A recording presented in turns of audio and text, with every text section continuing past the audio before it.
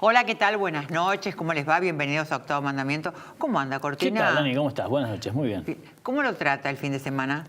¿Cómo me trató el fin de semana? Bastante bien, más allá de la lluvia, un poquito de cultura, museo, esas cosas. ¿Sí? ¿Museo? ¿Dónde fue? Debo admitir públicamente que fui por primera vez al Malva. ¿En serio? Te lo juro. ¿No le encantó? ¿No le pareció me divino? Encantó. El museo me pareció extraordinario. Las muestras que vi, me gustó casi más la colección permanente. O sea, hay en este momento 3 muestras en paralelo. La colección permanente me pareció muy buena, más allá de... ¿Cuál es el cuadro preferido? El cuadro mismo. Bueno, yo vi 2 o 3 Berni, que más allá de los conocidos que son... La manifestación. La manifestación es una maravilla. El señor y la... Ramona y el señor, no sé cómo se llama, que es una cosa... Divina. Además que uno piensa que lo hizo en alrededor de los años 60, ese collage que usando materiales de la calle. Extraordinario. Es una cosa increíble. Eso y Juanito Laguna. Juanito Laguna, después hay un Frida Kahlo, también un autor típico, autorretrato de Frida Kahlo, muy bueno. Es decir, uno se da cuenta ahí que está muy bien innovar, está muy bien traer gente nueva. Los clásicos siguen demostrando por qué lo son, ¿no? Yo me fui a ver a Lelutier anoche. ¡Apa! Espectáculo divino. Mirá. La verdad que si nunca lo viste, Lelutier es una cosa interesantísima de ver. Claro. Es gracioso, musicalmente son impecables. Bueno, nada, un gran espectáculo. Eso a mí siempre me llamó la atención. Yo lo vi varias veces, no en este espectáculo. A mí siempre, bueno, como usted sabe, como casi músico diría que soy, siempre me sorprendió muchísimo la calidad musical de todos. No he escuchado a los nuevos miembros, pero imagino que si están ahí debe ser por algo. Impecables. Es una cosa que uno los escucha reírse y hacer bromas con la música y todo lo demás. Cuando toca música en serio, mamita, como dicen en el barrio, ¿no? Es son impresionante. increíbles. Y la gente se reía, la gente disfrutaba, fue un gran espectáculo. Claro. Bueno, ahora vamos a hablar del espectáculo de la política. Hay 2 o 3 temitas, Cortina, que me parece que tienen preocupado a la ciudadanía y al gobierno. Seguro. No están dando con la solución por el tema de la inflación. Me parece que ya no saben si precios cuidados, se habla con quién reunirse. Claro. Yo te diría, el gobierno por un lado apostó a una medida o a un esquema ortodoxo, digamos así, que esto es las causas monetarias de la inflación. Ahí lo vemos al Banco Central, como lo hemos contado más de una vez, aumentando la tasa de interés, esperando que eso saque dinero del mercado y por lo tanto baje la inflación. Que eso, si bien es efectivo, de hecho lo vamos a ver en el índice de mayo ya, con algún efecto, y seguramente de aquí a las elecciones, esa es la gran esperanza del gobierno, que de aquí a las elecciones tenga aún más efecto. Eso tiene que tener necesariamente un correlato en lo fiscal. Porque si el gobierno necesita endeudarse para financiar un déficit fiscal, que eso es lo que verdaderamente no logra domar, entonces lo que hace la parte monetaria es muy limitado y encima muy contraproducente. Porque si las tasas de interés siguen altas, es difícil financiarse y es muy caro encarar proyectos en Argentina, ¿verdad? Esos son los 2 frentes que más le preocupan en lo económico, yo te diría lo fiscal y la inflación, claro, que por supuesto es el impuesto más caro para los pobres, ¿no? Usted sabe Yo te decía, perdóname, para cerrar esto, en mayo se espera que dé menos del 2%, lo cual sería un gran logro a esta altura, aunque sigue siendo una inflación alta, porque claro, en mayo no vas a tener efecto tarifas, no va a haber aumento de tarifas, vas a tener precios estacionales en baja y bueno, este efecto monetario que decíamos que empieza a rendir sus frutos. Este fin de semana recorrí supermercados, porque estaba buscando precios de algunos productos. Me doy cuenta que están vacíos. Los supermercados, vacíos en el sentido de que no hay gente. Bueno, lo están mostrando las cifras del INDEC, ¿no? Es impresionante, impresionante. Sábado, domingo, eso que había ofertas, ofertones, pseudo ofertas. No había gente. En general, en los supermercados importantes, incluso en los chinos, la gente va por un producto y chau. Sí, ahí hay un efecto paralelo muy interesante que tiene que ver con todo esto, que vas a ver menos gente en los supermercados, con caída del consumo, lógicamente, pero la caída del consumo es menor a lo que debería si uno se guía por lo que ve en el supermercado. ¿Qué está pasando? La gente va al mayorista. Se está imponiendo el canal mayorista para el público masivo como una opción casi tradicional a esta altura, digamos. Claro, ahí hay que ir en grupo. No necesariamente, porque lo que te hace el mayorista es, vos podés comprar de a una unidad de cada producto y te recargan el IVA, claro. O en todo caso ellos también hacen un precio diferencial. Si vas a comprar de, qué sé yo, 4 cajas de papel higiénico de varios rollos, te hacen un precio 10. Si compras una, te hacen 12 o 13. Igual sigue siendo, esos precios son de ejemplo, ¿no? Pero igual son precios más baratos en general en el promedio que en el supermercado corriente, digamos. El otro tema, Cortina, es, estuve viendo fútbol y me doy cuenta que siguen los avisos oficiales en el fútbol. No era que iba a estar prohibido, que era antiético, que era terrible, que el fútbol para todos tuviera publicidad. Y ahora hay otra vez publicidad oficial. Publicidad todavía no tan masiva, yo creo que lo probaron. A ver qué pasaba y lógicamente la gente reaccionó, la opinión pública, los observadores de la realidad, sobre todo los periodistas, y claramente hubo una reacción. Yo no sé si esto les va a permitir seguir avanzando por ese camino, pero claramente no debería haberlo, porque por algo lo criticamos, me incluyo, tanto en el gobierno anterior, ¿verdad? Mira, hay una relación en esto con la inflación. Todavía vas al supermercado y ves carteles de precios cuidados. Es decir, hay una parte de la estrategia del gobierno, sobre todo lo que tiene que ver con el Ministerio de la Producción, que es, los criticamos, eso no sirve contra la inflación, no sirve, pero por la duda mantengámoslo, porque a lo mejor algún puntito menos nos da, digamos. Absolutamente. Y después tengo una propuesta de un sector de católicos argentinos que proponen lo siguiente, a ver a usted qué le parece. Le proponen rogarle al Papa Francisco que promueva con los sacerdotes que estuvieron durante la dictadura, que todavía están vivos, que bajo secreto de confesión digan lo que saben. Bajo secreto de confesión, no denuncia. Sí. No pedirle a los torturadores, no. Pedirle a los sacerdotes que estuvieron cerca de la gente. Que cuenten lo que vieron. Que cuenten bajo secreto de confesión. Entonces, porque las viejas, las abuelas y las madres están muriendo. Sí. Entonces, van a quedar muchos casos de niños apropiados que no van a saber dónde están. Y ellos a lo mejor tienen data de esto. Sí.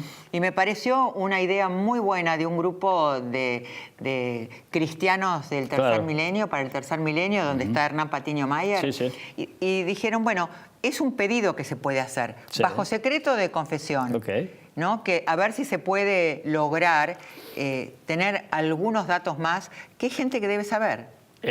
Sí, me pregunto, me parece por supuesto una opción muy solidaria, muy humana, digamos, muy loable de parte de un sector que, como bien sabemos, cree, digamos, aún agrego yo de mi parte, en esta cuestión de la religión y de la jerarquía eclesiástica y demás. Justamente, si es una confesión en secreto de confesión, me pregunto para qué sirve. Bueno, porque el que la recibe puede decir, en tal lugar es muy probable que hayan entregado a un niño. No dice quién se lo dijo. Es una versión del secreto de confesión un tanto particular, pero digamos, si fuese... No soy un experto, como se darán cuenta, pero si eso es factible en el código... No hace falta decir quién lo dijo. Claro, hasta donde tenía entendido de mi relativamente corto paso por las cuestiones de la Iglesia y de las prácticas religiosas, el secreto de confesión es secreto de confesión. No si lo dijo, quién lo dijo y quién lo hizo. Es secreto de confesión. Es como ir al analista y te diga, yo tengo un caso que es una mujer que pasó tal cosa, qué sé yo, y está hablando de tu esposa a lo mejor, ¿no? Pero bueno, acá sería un caso de otra persona. Sería, hay que hay un niño... Pero ¿me entendés lo que quiero decir? No es que lo estoy negando, me lo planteo. Tal vez como antes que periodista. Se mueran, por favor, a ver si, aunque sea bajo secreto de confesión, podemos saber algo. Bueno, ahí yo creo que ese sector, parte del sector más progresista de la Iglesia en Argentina, si querés, un poco también como el Papa Francisco mismo, están enfrentando la interna justamente con la jerarquía eclesiástica tradicional, ¿no? Que es la que debería hablar. Que es la que debería hablar, claro, la que llamó a la reconciliación, pero mientras tanto ellos no tuvieran que hablar, ¿no? Absolutamente. Me parece que ahí tenemos un problema serio. ¿Auspiciantes? Auspiciantes. Dale.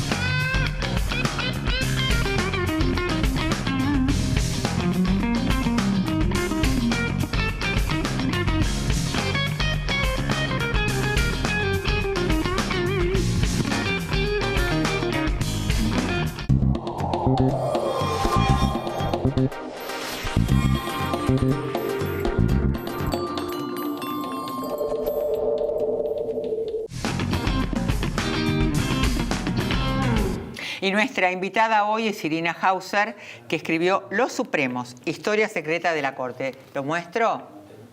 ¿Está ahí? ¿Se ve? Que es un libro que uno, te digo, se lo devora. ¿Cómo estás? Bien, muy bien. A mí lo que más me sorprende... Bueno, ¿por qué tuviste ganas de escribir este libro? Yo escribo sobre la Corte en el diario Página 12 desde hace muchísimos años. Desde el año 98, 99, por ahí empecé. Y la verdad es que al principio se me hizo muy tedioso y fue complicado. Fue complicado ingresar al mundo de la Corte. Fue también inesperado para mí porque de pronto un día vino mi editor del diario y me dijo, tenés que ocuparte de esto, y era... No era tribunales, era la Corte. Era la Corte, sí. Después también me ocupé de tribunales, ¿no? Pero claro, la Corte era como un territorio medio hostil, ¿no? Sí. Y sí, también para los periodistas de Página 12, que tenía la marca de Horacio Berbisky, ¿no? Que había escrito a hacer la Corte, porque estoy hablando de cuando estaba todavía la mayoría automática. Claro. Sí. Y la verdad que con los años nunca me imaginé que iba a terminar escribiendo un libro, porque además me costó mucho, ¿no? Meterme en ese mundo. Claro. Y las ganas en realidad me vinieron un poco después de escribir una nota más en registro de periodismo narrativo para la revista Anfibia. Ah, mira. Que se llamó Los Restos de la Corte, que la escribí cuando se armó toda la discusión alrededor de los 97 años de Carlo Fait. Okay. Sí. Y bueno, y en ese momento, alrededor de esa discusión, armé una nota que era una gran crónica sobre los últimos años de la Corte. Y la verdad que los editores mismos de Anfibia me hicieron darme cuenta de la cantidad de cosas que sabía, ¿no? Acá hay un montón de cosas, dijeron. Claro, bueno, y viste algo muy sencillo, que por ahí uno cuando está muy metido en ese mundo no se da cuenta de todo lo que vio y de todo lo que sabe, ¿no? Y ellos me despabilaron, en cierto modo, y después que escribí la nota, además me había quedado con tanto material que dije, bueno, esto es un libro. Acá vos primero lo que decís es, fue un legado maldito para el gobierno de Cambiemos. La Corte le marcó la cancha, Macri devolvió las gentilezas, nombrando 2 jueces en comisión por decreto, a Rosati y a Rosenkrantz. Su llegada impactó en la relación de fuerzas internas, de lo poco que quedaba en pie de la Corte, y comenzó a sacudir la hegemonía de Lorenzetti. Ese punto tiene que ver con el momento de transición entre el gobierno de Cristina Fernández de Kirchner y el de Macri, donde la Corte saca un fallo muy importante, que es el fallo sobre la coparticipación, ¿no? Claro. Como lo conoce todo el mundo, que obligaba a devolver a las provincias el 15% que habían descontado de coparticipación desde el año 92. Sí. Una millonada. El primer pacto fiscal de Menem, exactamente, que para financiar la transición del sistema previsional público al privado, le saca ese 15% antes de repartirlo entre las provincias. ¿No? Claro. Era un tema que la Corte tenía desde hacía muchos años, ¿no? Que siempre lo tenían, claro. Los jueces en general utilizan las causas como herramientas de extorsión también, ¿no? Hay que decirlo claramente. Dicho así, claro. Sí, bueno, tengo una causa importante, la tengo para el gobierno que esté de turno, ¿no? Sabe que tengo esto. Claro. Y de alguna manera esa causa de la coparticipación funcionó como una herramienta de presión permanente durante mucho tiempo. Entonces, fíjate vos que la resuelven en el momento de la transición, ¿no? Claro. No le generaba una complicación a Cristina Fernández de Kirchner, que estaba de salida, y como digo ahí, le marcaba la cancha al gobierno entrante. Es más, de alguna manera, Cristina Fernández de Kirchner le da un plus adicional a esa medida, que es hacer extensivo el fallo, que a creo que era Córdoba a todas las provincias. Exacto. Con lo cual, la Corte y el Poder Ejecutivo le dicen al sucesor, acá hay un paquete que hay que arreglar. Y vos sabés que ese tema después signó todas las negociaciones políticas en el Congreso, incluso la votación de los pliegos de los nuevos jueces de la Corte, que como ustedes saben, Mauricio Macri intentó hacerlos entrar por la ventana con un decreto en comisión. La Corte se resistió a esto, no quiso tomarle juramento, y por eso tuvieron que pasar por el Senado. Pero el tema de coparticipación atravesó todas las negociaciones políticas posteriores, ¿no? Y en ese momento, bueno, queda conformada esta Corte, que es la Corte que tenemos hoy, con todas las novedades que ha traído, ¿no? Bueno, entre las más conocidas y la de gran repercusión, el fallo del 2x1, ¿no? Claro. Ahora, ¿qué rol juega, me imagino, central, Ricardo Lorenzetti, el presidente de la Corte, que todo el mundo cree ver detrás de sus decisiones o sus no decisiones algún interés de carrera política posterior, digamos? Y ahí además es también como un intocable, ¿no? Porque parece que es un juez que surgió de la nada, pero si uno va a Rafael a ver un poquito donde es originario, ¿no? Sí. Ve que hay un montón de cosas de negocios, incluso que maneja él y su familia en esa ciudad, que nos quedan muy claras, ¿no? Bueno, en eso se basan muchas de las denuncias de Elisa Carrió, pero que realmente, o sea, hasta ahora no han prosperado tampoco, ¿no? Vos, perdóname, un paréntesis sobre esto. ¿Vos crees que Lilita no tiene información y por tanto juega con la carta pero no la termina de jugar? No, tiene. ¿O está Ella presentó algunas cosas. Y de hecho, te doy un ejemplo. La Auditoría General de la Nación sacó un informe la semana pasada sobre el manejo del dinero de la Corte, que es lapidario. Y que tiene mucho que ver con parte de la información que presentó Carrió en su pedido de juicio político. Lo que yo no sé es si lo que ella presenta, el carácter de las denuncias, si da para un juicio político, ¿no? Lorenzetti llegó a la Corte por pedido de Cristina. Cristina Fernández de Kirchner quedó muy fascinada con su discurso cuando lo conoció. Se lo presentó un ex senador, Nicolás Fernández, un hombre que en su momento fue muy del riñón del kirchnerismo y que después se peleó, y que hoy es un operador, que trabaja como operador político y operador de Lorenzetti también. Ella quedó fascinada con la oratoria de Lorenzetti, que es lo que le pasa a mucha gente cuando lo escucha, porque es un gran orador y además es muy ordenado para hacer planteos de carácter. Él tiene un discurso que es muy interesante porque construyó una especie de liderazgo y de discurso judicial político, ¿no? Que mezcla, condensa los dos mundos, ¿no? Esta pregunta sobre las pretensiones políticas de Lorenzetti me la vienen haciendo hace mucho tiempo, e incluso en la Corte en su momento generó esta pregunta. O sea, en algún momento era, ¿quiere ser presidente? Claro, ¿no? Justamente por este liderazgo. Vos relatás ahí, lo dice Fait en un momento, ¿no? Sí, Fait, bueno, Fait es genial, porque Fait era... Una cosa maravillosa de Fait era que siempre ponía en palabras lo que nadie se animaba a decir, ¿no? Entonces sí, un día salió de una charla en el Club del Progreso y sí, viste que a Fait le ponían un micrófono y por ahí decía, tiraba una frase bomba o citaba a alguien y marcaba el juego, ¿no? Y sí, en algún momento dijo como que sería un buen presidente Lorenzetti, ¿no? Porque bueno, también lo conocía de la dinámica interna de la Corte. Fue sorprendente la carrera que hizo Lorenzetti porque nadie lo conocía cuando llegó a la Corte. Era un abogado, sin carrera en tribunales, apenas algún paso por alguna dependencia. Vos decís que ni siquiera sabía dónde quedaba la Corte. No sabía dónde quedaba la Corte. En la Corte le decían medio despectivamente el abogadito de Rafaela. Lo cierto es que cuando se empieza a disputar nuevamente la presidencia de la Corte, cuando Petraki estaba terminando su mandato de presidente, y que tampoco había medio una resistencia interna que continuara Petraki, lo veían como un tipo medio autocrático, ¿no? Se autopostula a Lorenzetti, medio que lo pone, y la verdad que todos lo bancan. Y las reelecciones se la bancaron todos porque además nadie quería ese lugar, ¿no? Y él lo manejó con bastante destreza. Lo que pasa que en determinado momento, empezó a hacer ruido adentro, ¿no? Y sobre todo en un momento que él empieza a hacer una especie de ofensiva contra el gobierno, ¿no? Si vos mirás la estadística de las sentencias de la Corte, hay un constitucionalista que hace ese trabajo de registrar en números las sentencias, la etapa del último gobierno de Cristina es la etapa de mayor confrontación a través de los fallos de la Corte con un gobierno, ¿no? Hablando de corte, mira, tenemos que ir a un corte y ya volvemos. Pero yo quiero preguntarte para que me contestes después del corte, ¿cuál era esta manía de Fait con la cuestión judía? Que me interesó muchísimo. Ya volvemos, dale.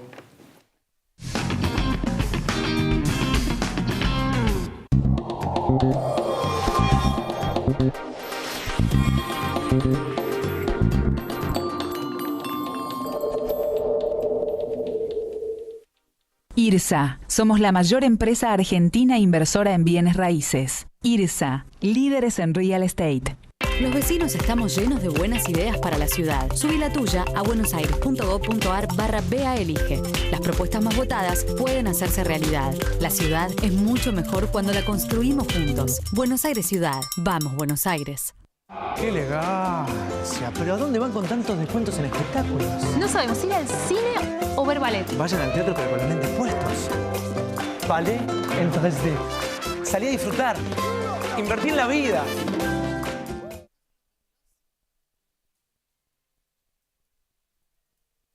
El fruto de nuestro trabajo es parte de tu mesa. Por eso, queremos que nos conozcas. En Monsanto ayudamos al campo a producir más alimentos cuidando los recursos naturales. Entra a Descubrir Monsanto y sé parte de la conversación. Invertimos en la mejor tecnología para conectar a los argentinos. Grupo Telecom. ExxonMobil, líder en tecnología para la operación segura y eficiente de recursos no convencionales de gas y petróleo, está contribuyendo con el progreso del país desde sus operaciones en la provincia de Neuquén. En la Ciudad Autónoma de Buenos Aires, vivir mejor es ley. Legislatura de la Ciudad Autónoma de Buenos Aires. LATAM y vos, juntos, más lejos.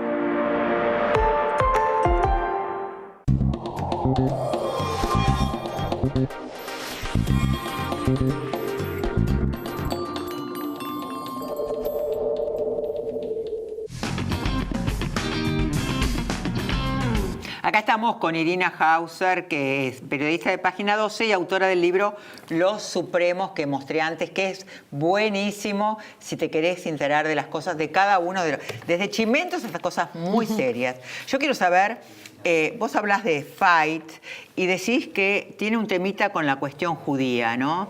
Que no quiere parecer antisemita en ningún momento. Sí. ¿Por qué debe ser antisemita? No. ¿O por qué? Él tenía una especie de obsesión rarísima que venía desde la época de que se cambió el apellido, porque él se llamaba Moisés. Esto fue un hallazgo de... O sea, que era judío. Sí, su apellido era judío. Absolutamente. Y bueno, y él se cambia el apellido y se pone uno que venía de la familia de su madre, ¿no? Que es como paquete Fight. Claro. Porque Fight quedó como claro, un personaje medio paquete de la corte. Claro, claro. Y él, lo que sucedió también es que en algún momento tomó las riendas de la investigación por el atentado a la Embajada de Israel, que fue muy conflictiva dentro de la corte, ¿no? Porque la corte de entrada lo tomó como un tema donde incluso involucraba a la colectividad, ¿no? Y a la propia embajada. En algún momento hablaron de una implosión. Claro. Y eso como una especie de autoatentado. Como una especie de autoatentado. Claro. Eso lo dejó muy mal parado a Fight, ¿no? Porque además él tenía a cargo parte de la investigación. Después se delegó en una secretaría penal, ¿no? Pero estoy hablando de los inicios. Claro. Y quedó muy marcado por ese tema.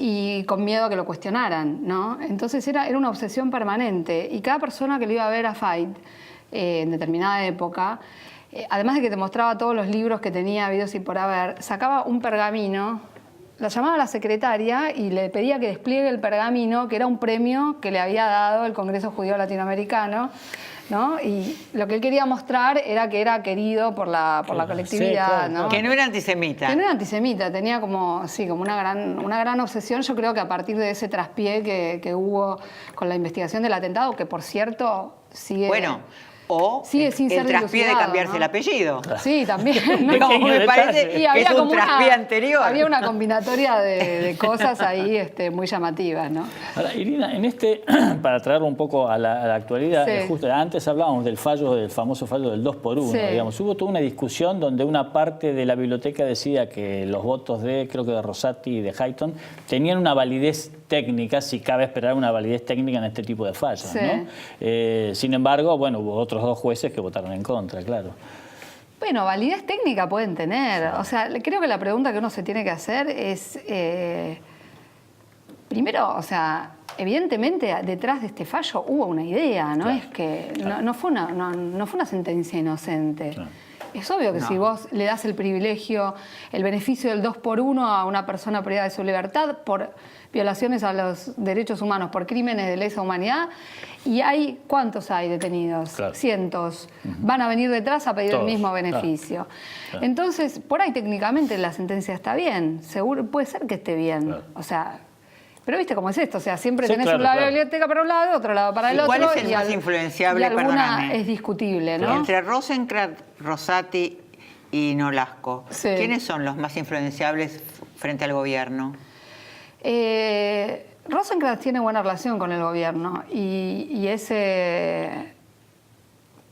No sé si es que tiene un diálogo permanente, no tiene un diálogo permanente, es un tipo bastante cuidadoso en ese sentido. Pero vinculación tiene, y en el gobierno tiene una expectativa sobre lo que él haga y para algo lo designaron, ¿no? Claro, claro. Rosati es más cercano a Lilita Carrió. Y de hecho el nombre de él fue muy impulsado por ella, pero Rosati no se olvide, pero Rosati es un político. Claro. O sea, Rosati fue intendente, fue ministro de Justicia, fue procurador del Tesoro, es un hombre que le gusta la política. Seguramente va a estar sentado y con la cabeza y las orejas abiertas ante cualquier diálogo político. O sea, es así. Y no está mal que los jueces de la Corte lo tengan, ¿no? A ver, lo que yo creo es que hicieron una pésima lectura. O sea, el impulsor de esto igual fue Rosenkrantz, eso está claro, si uno mira la circulación interna de... Porque eso se puede ver, es algo público. Cómo se van pasando los documentos, digamos. Claro, pero se ve además quién es el primero que pide el caso, ¿no? Es Rosenkrantz. Es Rosenkrantz. Claro. Y además pasó algo muy llamativo. Hace 10 días, después de que se arma todo el escándalo, piden en el Pleno de la Corte, dice, bueno, vamos a ver ahora cuántos casos hay iguales a este, a ver si los revisamos a la luz de la ley que votó el Congreso, claro, ¿no? Limitando la aplicación de los por uno. Y cuando van a ver dónde estaban, había 15 causas, y dónde estaban en el despacho de Rosenkrantz, no estaban en la Secretaría Penal, ¿no? Mira. Entonces, evidentemente había un interés por el caso. Rosenkrantz incluso en el acuerdo lo planteó, él dijo, yo sobre esto quiero argumentar. Sobre el beneficio del 2 por 1, en el caso de lesa humanidad, la Corte nunca había fallado sobre el fondo. Claro. Por eso es que él dice, yo quiero argumentar sobre esto, pero al plantear que quiere argumentar, arma una discusión interna y obliga a todos a tener que pronunciarse sobre el tema. Claro. Hay algo cierto, en algún momento se hizo una lectura un poco maquiavélica, si se quiere, pensando que era Lorenzetti el que quería que quedaran mal parados sus colegas, ¿no? Para mí es un poco retorcida esa lectura, pero hay un costado cierto, que es que Lorenzetti, como presidente de la Corte, maneja la agenda, o debería, ahora tiene bastante presión de sus colegas, pero puede decir esto sí, esto no, o poner en discusión... Y él la dejó pasar, o la puso arriba de la mesa, claro. Sí, la dejó pasar, hizo su voto, lo hizo Maqueda también, sosteniendo la postura que habían tenido siempre, ¿no? Nos tenemos que ir. Lamentablemente, tendrías que volver porque tenemos, infelizmente, como dicen los brasileros, porque tenemos un montón de preguntas más. Muchísimas gracias. Gracias por venir. Ustedes por invitarme. Nos vamos. Hasta el próximo lunes. Chau, chau.